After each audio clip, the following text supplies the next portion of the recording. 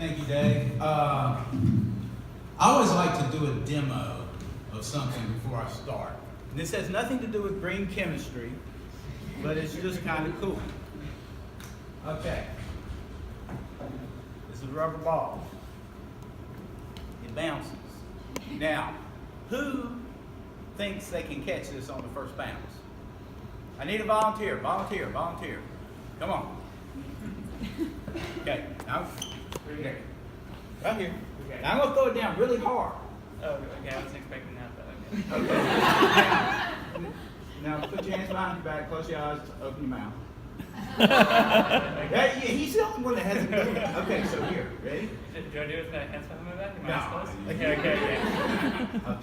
Okay, so here Yeah, it goes. ready? Oh, okay. Well, I can do that. You can't catch it on first bounce. You're freaking me out. So what happened? I have two rubber balls. One bounces, one doesn't. These are both rubber balls, just two entirely different kinds of rubber. I like to show that so you understand that not all rubber is the same. Okay. I hate these little clicker things, so if I get messed up, so be it. Okay, where did my ZnO go? And ZnO is zinc oxide, and you're going to find out why it's used in rubber compounds and where it goes and some other things. Okay. And which button do I press on here? That one, okay. That's me, and you see my ZnO has disappeared.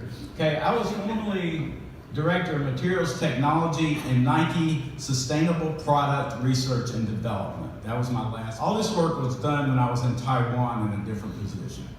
But that was my last position in Nike. Also, I do not represent Nike. Nothing I say can be construed as being Nike's opinion on anything. It is Tom's opinion. So if anything I say is Tom, it's not Nike. Nike requires me to say that. Even though I don't work with them. Okay. So history of Nike environmentally preferred rubber. We didn't call it green rubber because somebody actually trademarked the term green rubber. So we internally and externally called it environmentally preferred rubber. And 1999, so if you looked at this chart, we were pretty early on in the green chemistry side of things.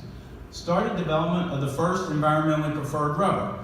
And this was my very first, I took a new position in Taiwan, moved overseas, and this was my very first project to develop Nike's very first environmentally preferred rubber. I had a few constraints. Same performance or better. Nike's a performance company. They're not going to let me put a crappy rubber on that doesn't bounce. Same cost or less. Nike's got margin pressures just like every other company. They want it cheap. They want it good, they want it cheap.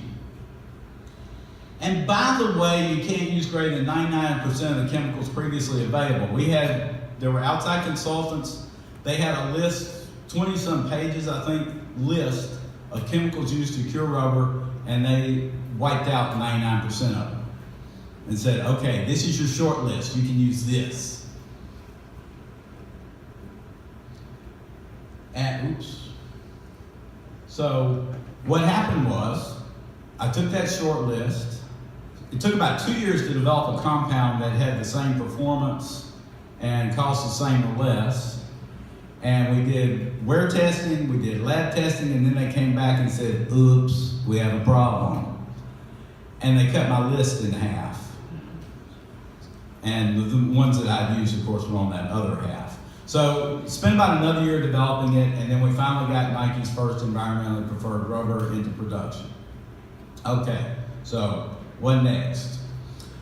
Well, I was thinking, what else could we do with this formula to make it a little bit better? What we call low-hanging fruit in industry? I don't know if you have that in academics, but in industry you say, okay, what's low-hanging fruit? What can I grab quick or easy? So in 2002, we used vegetable oils to replace what they call process oil or mineral oil. And mineral oil is a petroleum-derived product. It's just a lightweight oil. It's very similar to baby oil, except it doesn't come from babies. And we looked at mineral oils, and we looked at all these different mineral oils to see how they would work. And I'm going to show you some examples here. Not mineral oils, vegetable oils, excuse me, see how they would work. So here's an example with peanut and palm. And you see right below there it says 3PHR. And rubber chemists are screwy. Is anybody here a rubber chemist? I'm not, which is a great advantage because I don't know what I can't do.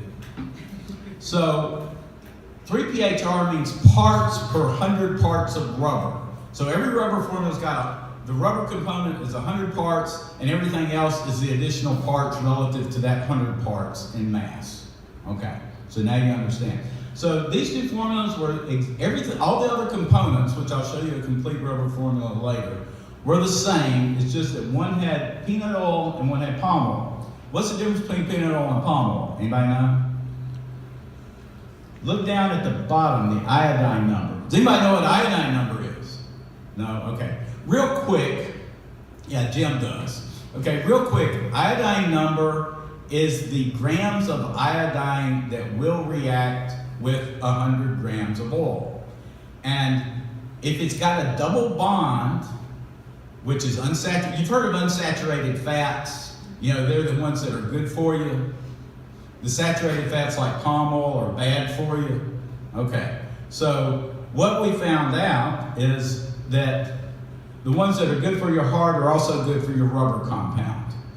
And if you look at the properties, you see hardness, that's a big difference in hardness when we're looking at a compound. So the palm oil is very low in unsaturation, and it performs more like the processed oil, mineral oil. The peanut oil actually reinforces the network and makes it stronger because it's got enough double bonds that it can react into the network. So it serves, the processed oil is just there to help it process, and after you've made the parts, you don't really need it there, but it's there. The peanut oil, it helps with the process the same way, but then it makes the network stronger. So we got a double win on that one, and it's more environmentally friendly. And the factories didn't like the smell of peanut oil. So now we use soybean oil. So we've been using soybean oil and rubber compounds since 2002. And that's probably in about 80% of Nike's rubber compounds. Okay, now we're getting to the zinc oxide part. So zinc oxide and rubber compounds. Does this little thing work? Oh yeah, it does. Okay. So you put in zinc oxide and stearic acid, and they react to form zinc stearate and water. Simple chemical reaction. Okay, so what you're looking for is zinc stearate, actually, but you use zinc oxide. And I got to looking at this formula, said, okay, so I'm mixing 2 stearic acid and 1 zinc oxide, and I look and I say, golly, there's a 35 times excess of zinc oxide. Why? And so I talked to a rubber chemist, and I said, why is that in there?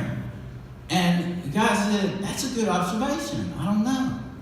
And so I had this polymer listserv, and I sent the question out to over 1,000 scientists to see why is there so much extra zinc oxide in there. And you know what? Because it's always been there was the most common answer I got back. Seriously, I got that answer back more than any other answer, which that didn't work for me. I figured there's got to be a better answer than that. To make money for the zinc oxide suppliers. And you're laughing. I see it. They know you don't need it in there. They're smarter than we are.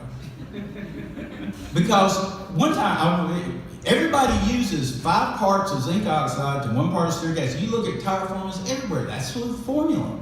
Everybody's been doing that because it's always been there. But one time I was in Thailand doing a trial where I had severely reduced the amount of zinc oxide. It didn't work. I couldn't figure out why. And so I scratched my head, and then you call it good. So I scratched my head, and then I went back to Taiwan, and I said, send me all your chemicals. So I had them send me all their chemicals, and I did a single elimination experiment. When I got to their zinc oxide, it didn't work. I thought, and we checked it out and they were shorting us. It was supposed to be like 80% zinc oxide and it was really, really low, and because I was using a really, really low amount, it would not cure. And so that supplier got delisted after I took care of things. But they know you don't need it in there. It gives the rubber a nice color. Actually, this is true. It does give the rubber a nice color. Nike, tires are black. Who cares? Nike, they hate for you to use the F word, fashion.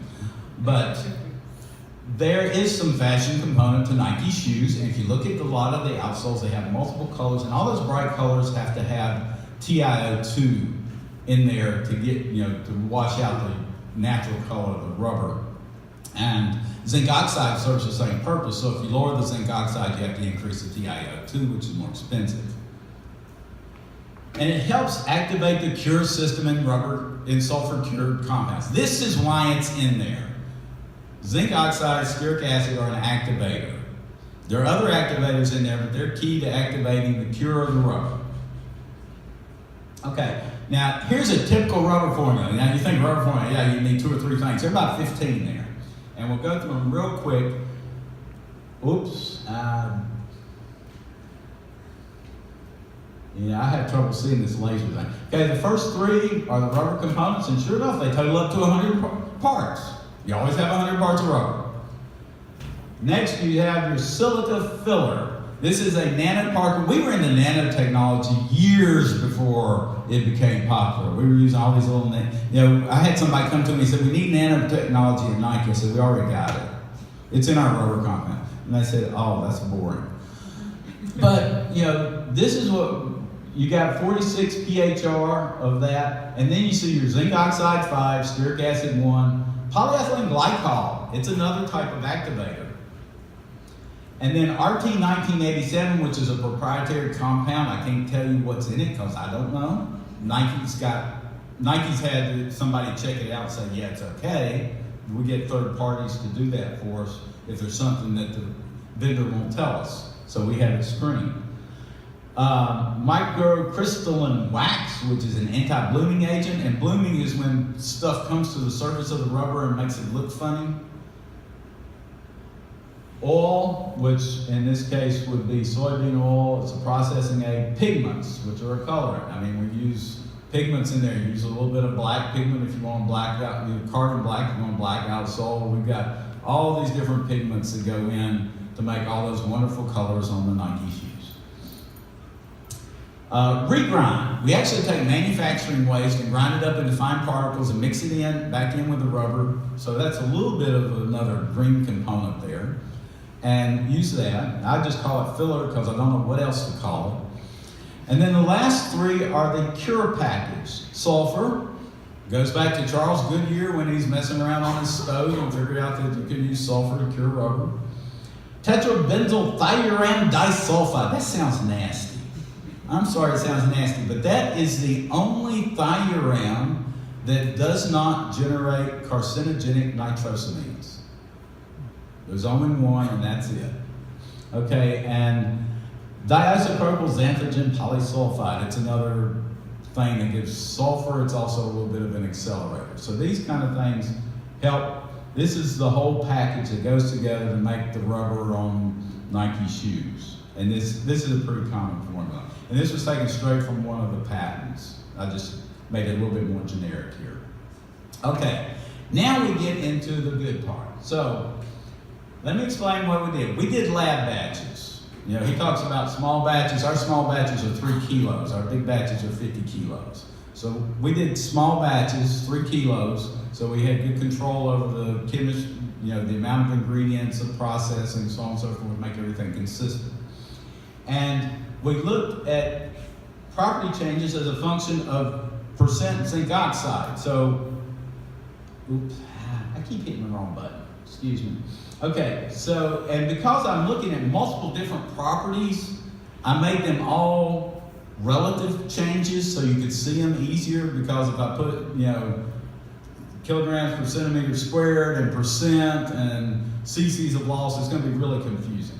But you make them all relative. So This one right here, that's our control. That's where we manufacture. So it's 100% for all the properties. Now, we look at 300% modules, you go across, it doesn't really change that much as you lower zinc oxide. It gets a little bit low right there, but it's pretty consistent. This tells me that the network structure in all these is more or less the same. It's about the same network in any level of zinc oxide. That's what that's telling me. Now, if I go over here and I look at tensile strength, when you get to very low levels, it starts going up. And it's right, you can't see it's above 125% greater right there. If you look at percent elongation, it goes up too. Again, up about 125% more. Anybody that knows about rubber and cross-linking and testing and all that stuff knows that if your tensile strength goes up in a compound, your elongation goes down and vice versa. They don't both go up.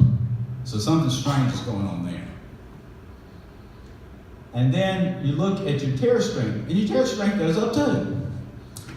So tensile strength, percent elongation, or elongation, and tear strength are all what? Anybody know? They're defect-mediated phenomena. In other words, if you have less defects, it's going to be stronger, it's going to stretch further, and it's going to be more resistant to tear. Zinc oxide is a big fat particle. So as you got rid of those big fat particles, when you got to very low concentrations, you got rid of a lot of defects, a lot of stress concentrators, so you actually had an improvement in properties. That's why it went up. And then if you look at abrasion, abrasion goes way down. That's a good thing, because abrasion is measuring cubic centimeters of loss of a sample under certain conditions. So we're saying, hey, everything looks good as we get to less and less zinc oxide. Now, I'm going to go right here, take this part of the graph, blow it out, and add in some more data. Okay, so that where that dashed line is, that was the last data on the previous graph. Over toward the left. So we get to very low, and we actually went to 0 zinc oxide. And you see, as you get over here, your modulus, which is showing you your network structure, it's dropping off like a rock. I mean, it's going downhill, which says your network's kind of not developing like it should. You're not getting good cross-linking, you're not getting good cure. Still, your elongation and your tear strength go up pretty good because they're defect mediated. You got rid of the zinc oxide, you still got some network structure there, and you can stretch it and it doesn't want to tear. But if you look at your tensile strength has really dropped off, so it's not nearly as strong. And look at your abrasion, which you won't low, it just shoots way up when you go here. You know, we went from down and then just right there. Now you see I got a little thing there that says color translucency change. Well, when we went from 0.15 to 0.08%, the samples went from opaque to translucent, which means all your zinc oxide is gone. Because zinc oxide's a particle, it's blocking the light. Once you go translucent, it's not there. But that is a slight excess of zinc oxide. So where's your zinc oxide going? You still have more than you needed, but it's gone. And this is just, you can't, this is not, if you have the actual rubber samples, you can see it, but you notice there's a big color change right there.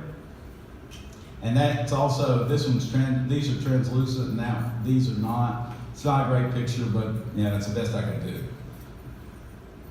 Okay, so through some literature research, a reference to a proposed side reaction that consumes zinc oxide, actually zinc, and regenerates stearic acid was found. So I went out and found one reference, only one, some guy, PPG, which, you know, PPG makes a lot of silicas and paints and all sorts of things.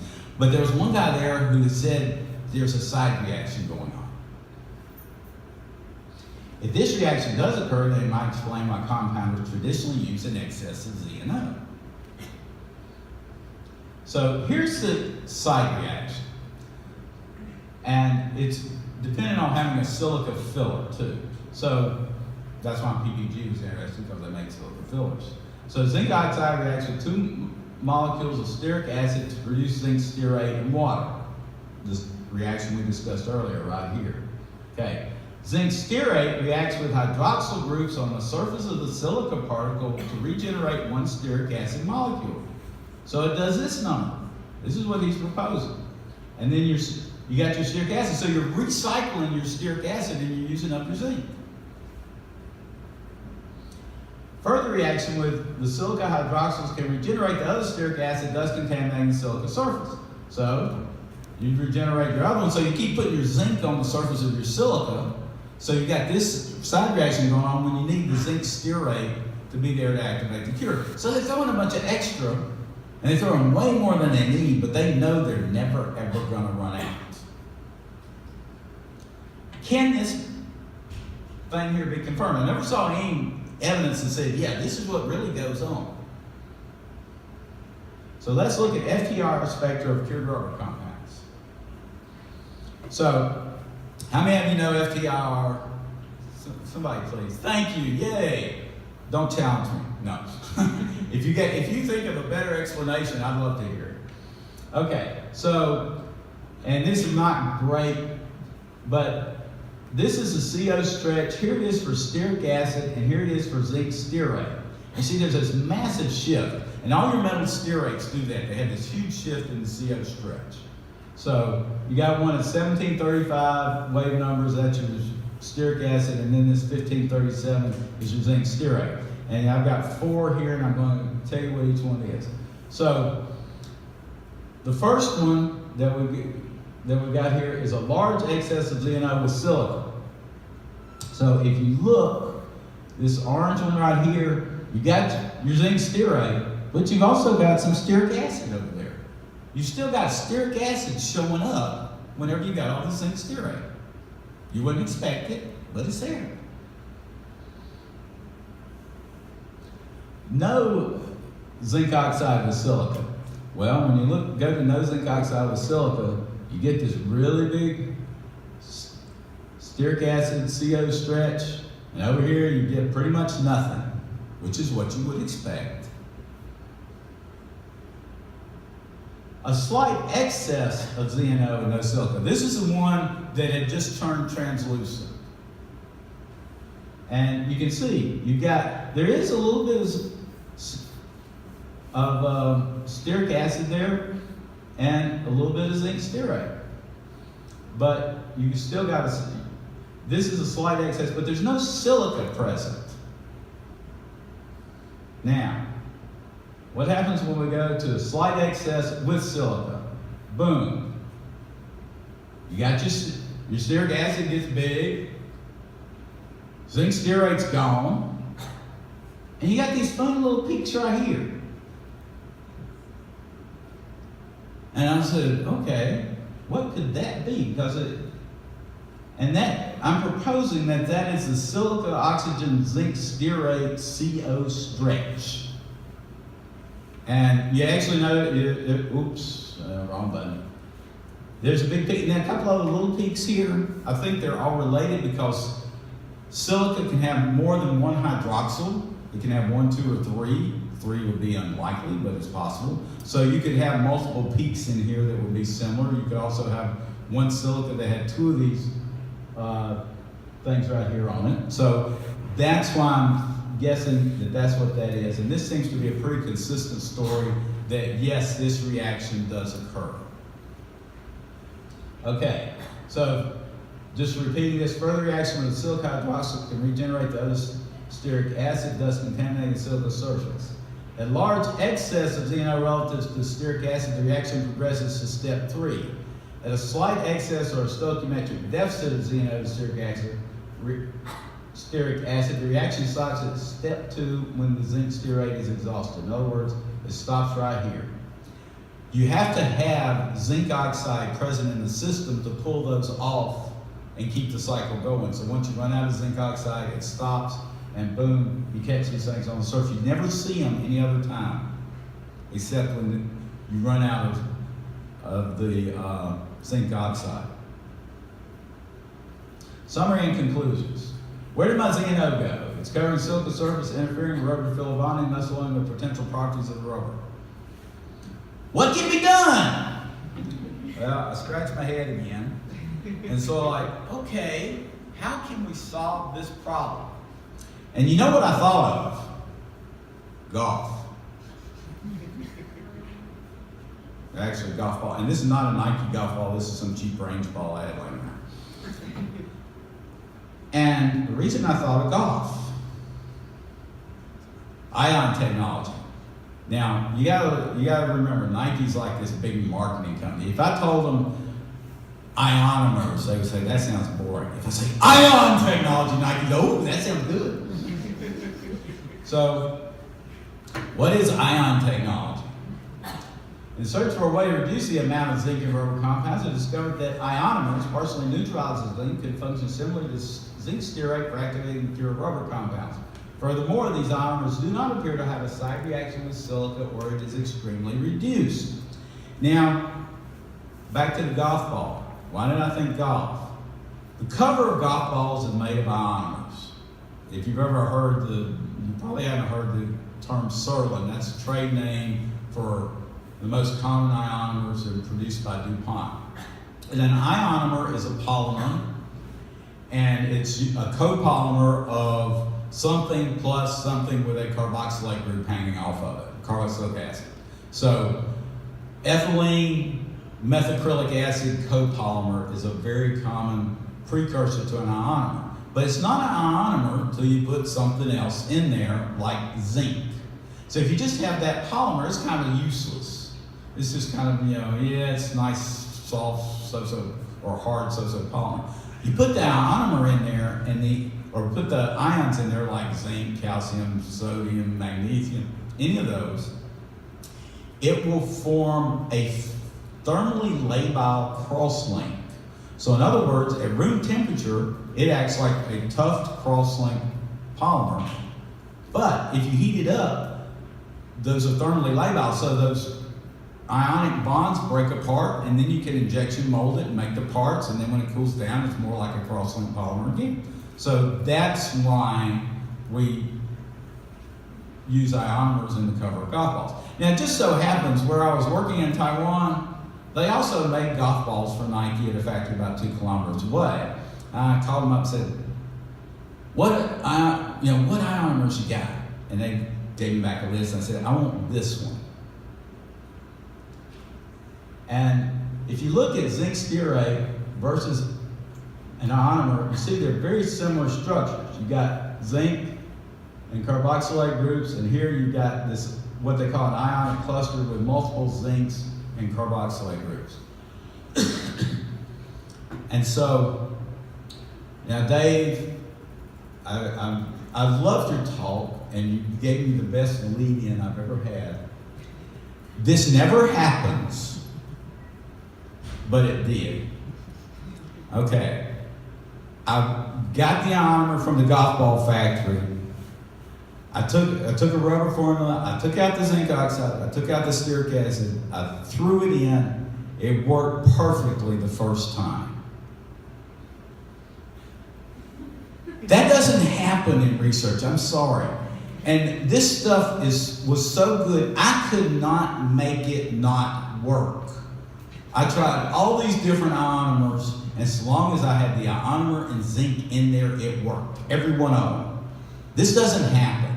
So this is one exception. I agree with you, because I never had anything work this well before, ever. Okay.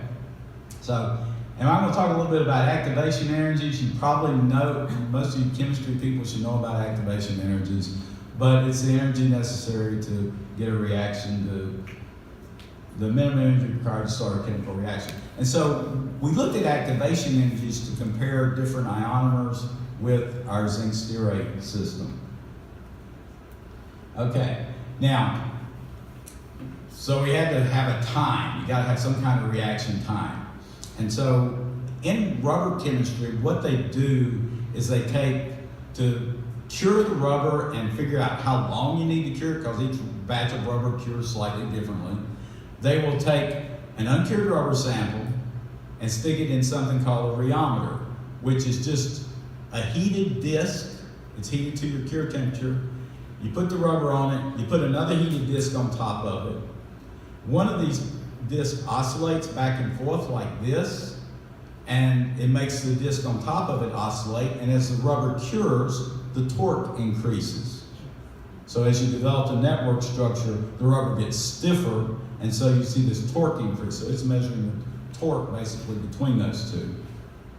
So, and what I picked, and this was basically due to time constraints and it's easy to do, is I picked TS2, which is a rise of 2 units in torque, which roughly equates to about a 10% cure.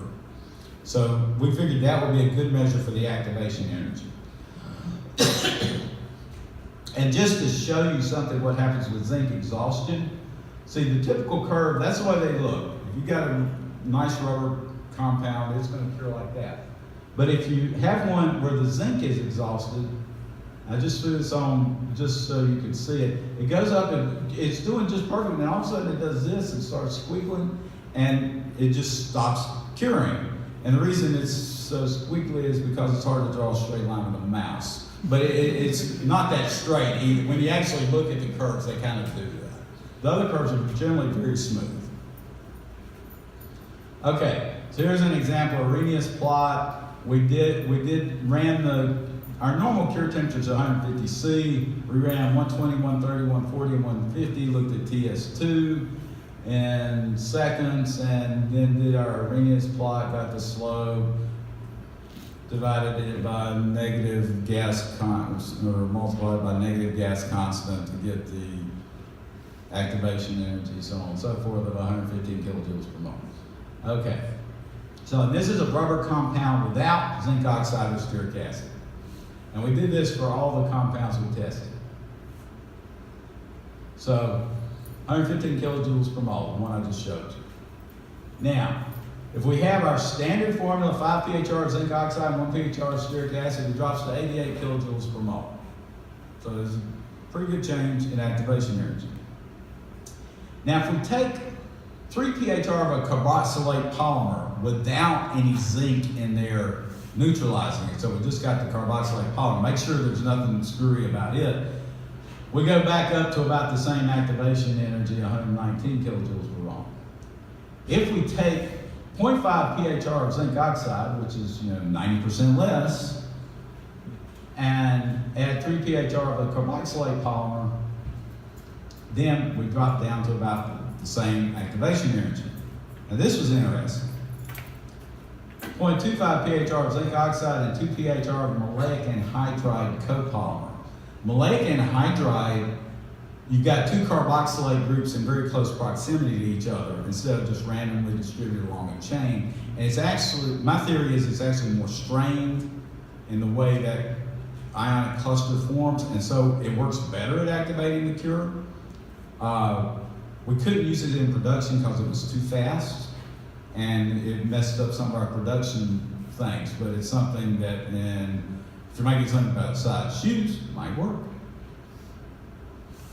Okay, so how to obtain a zinc ionomer? Obtain an ionomer compound that contains zinc as a neutralizing ion. That's what we did for the very first experiment. We got Serlin with some zinc in it. Now we also tried Serlin with calcium, with magnesium, with sodium. None of them worked. Those don't work. You gotta have zinc, and you gotta have that carboxylate group in there.